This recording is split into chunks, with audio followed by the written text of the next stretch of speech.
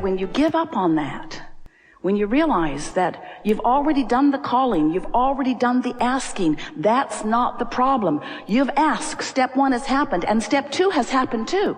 You've asked and it is given. It has been given. It is vibrationally done. And sometimes you say, often you say, well, big deal with the vibrational doneness, because it's not done until I can spend it, okay? It's not done until I can lick it. I want the manifestation of it. I want the reality of it. And we say, we want that for you too, because that's the confirmation of your perfect alignment. But meanwhile, there are a lot of things that are coming into beingness that you could be taking enormous pleasure from if you would allow yourself to understand the process of creation. So step 1 is contrast causes you to ask for it, and when you do, you launch a rocket of desire that is a little foreign to you because it was born out of your awareness of contrast, often out of your clear awareness of what you don't want. When you know what you don't want, you always know more clearly what you do want, don't you? So you have this request that has been going and going and going and going. In fact, your vortex had a pretty good thing going before you even came into this physical body. And now you're here in this physical body, you are adding to that vortex all day, every day, and you have amassed a veritable fortune of well-being, abundance on all levels, vibrationally, here for you. And Source, that larger part of you, that part of you that was you before you came into this physical body, that is you even though you're in this physical body, that other vibrational part of you, who is always collecting the best of that which you've become and holding the vibrational light of that, holding it steady so that you can feel your way to it. That non-physical part of you stands in your vortex in complete vibrational alignment, already having become the full vibrational fruition of everything that you've been asking for. In other words, there is a part of you who stands as the culmination of all that you have lived, who is beaming a signal to you all day, every day, that you can feel your resonance with or not. When you feel eager, you're right there in alignment. When you feel love or in love, you're right there in alignment. In your appreciation, you're right there, tuned in, tapped in, turned on. No resistance whatsoever in your vibration, vibrating at the same frequency of that pure positive energy that is you. And in that beingness, as you are looking into your world, fully enveloped with that source energy, you are then seeing the world through the eyes of Source, and everyone who stands as the object of your attention benefits by your connection to this Source energy. It's exactly the way you knew you would be. Not in every moment, because you said, I'll go forth and I'll explore contrast. I don't want a feathered nest. I don't want someone else figuring it all out for me. I want my personal preferences to count for something. I want my unique, important, extraordinary, unique, important, I want my unique, my special, my important, my unique perspective to matter. I want to give birth to my rockets of desire. And I know, you said, that when I do, that the resources that create worlds, that the energy that creates worlds will flow toward my rocket of desire.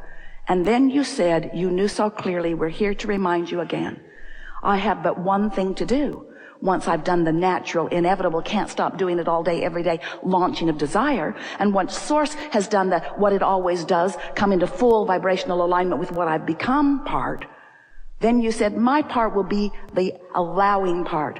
I will practice the art of allowing. I will get so good at allowing. I will feel my way to it because I will understand that my emotions tell me aligned, resisted, allowing, not, tuned in, tapped in, turned on, not.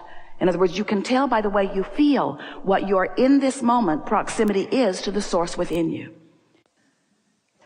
So once you show yourself actively your own guidance, once you stand in any moment in time and you say, here I am, and Source, I know you have an opinion about this child that I'm looking at, and you feel yourself welled up with appreciation, you can feel that your opinion, your approach, your perception right here, right now is so in sync with the Source within you that you are full of the completion of that which is Source. That's what positive emotion is. The better you feel, the more you are completing or allowing the extension of Source right here and now in this moment in time. And the worse you feel, the more your desire to be that is, but the more you are disallowing it, you see. And there are people maybe clamoring around saying, hey, life isn't good, life isn't good, life isn't good, life isn't good. But I don't hear them. I'm not in the vibrational vicinity of them. I'm living pure positive energy. I'm living life in the way that I came forth to live and standing as example of well-being to others. And when others come into my experience, maybe they were born into my family, maybe I was born to them, maybe I married one of them, maybe I go to school with one of them, somebody's clamoring in a vibration that doesn't feel so good. They're saying, hey, you, what have you got your head in the clouds? What are you so happy about? You should be down here with us, living life in the reality that we all live. You should be sifting and sorting through the stuff of life, and you should be perceiving life more as we perceive it. And we say, you can't perceive other than you perceive. And when you tune yourself to the frequencies of well-being, well-being is what will be revealed to you everywhere you go. If we were standing in your physical shoes, we would no longer sift and sort the piles of manifestation.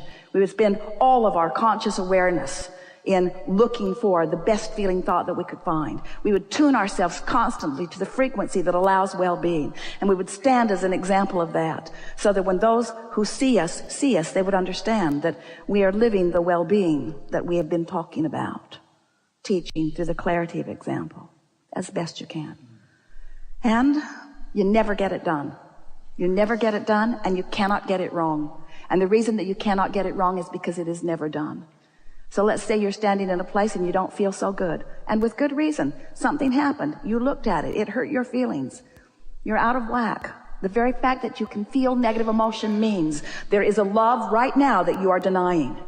You couldn't feel pain if love were not there.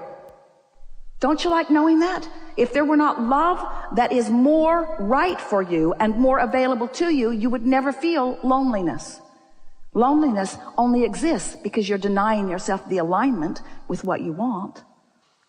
You're getting this. This is a conversation that could go on for hours and hours and hours, because there are so many facets to the environment in which you live and so many premises that people are presenting from. And there's a whole lot that people are saying about non-physical that is so far from what it really is. You are more than you see in these bodies. You are source energy extended out here. But even when you are here looking into your physical format, more than the you that you think is looking. There's a source energy part of you always looking with you, through you, with you. So in every moment in time that you are having a conversation, this larger source energy part of you is there in the conversation. And you can tell by the way you feel how intertwined you are vibrationally, how resonant you are with the whole of you. Or you can feel, through your emotions, how much of who you really are you're pinching off because of your current opinion. Now, your opinions are really valid. They are. They're important. And we're not for a moment suggesting that you should come and be a puppet on a string where source just flows through you and does all your thinking for you. But we would like to explain to you how you intended it when you made the decision to come. And as you decide to deliberately apply your awareness that you are a vibrational being, that you are an extension of source energy, the source energy is flowing to you and through you at all times, that you have guidance within you that lets you know how much of that you are allowing in any moment or how much of that you are resisting. As you begin to focus upon these very few premises that are law-based, that are universal, and begin to deliberately apply them from your point of knowing, it is our promise to you that your then deliberate approach to life will be delicious. And you will never again be confused about how things are coming to you. You won't be confused about your life, and you won't be confused about anybody else's life. And you won't be asking law of attraction or anything else to be an arbitrary judge of you and everyone else. You won't be asking the impossible things that so many humans are asking, which is, let's just bang around together And let's manifest all over the place, wanted and unwanted, and then let's find some judge who is standing outside of us to evaluate the rightness or the wrongness of our behavior or of our creation or of our attraction, and then we will try to mimic whatever the Great One decides is the right way to live. And we say nothing like that is anything close to what you knew when you made the decision to come into this time-space reality. Because you knew that you are source energy, and you knew that you would be coming forth into a variety of contrast that would stimulate within you a constant new awareness of improvement. New desire would be born all day, every day within you. We call that step one of this creative process. Contrast causes you to ask. You can't stop it, don't try. Every moment of the day, there is something new that is occurring to you that would be an improved condition. That's what the evolution of all species is about. And when you go with the flow of that, rather than bucking the idea of it, things will begin getting easier for you immediately. You can't stop becoming. So step one causes you to ask all day, every day.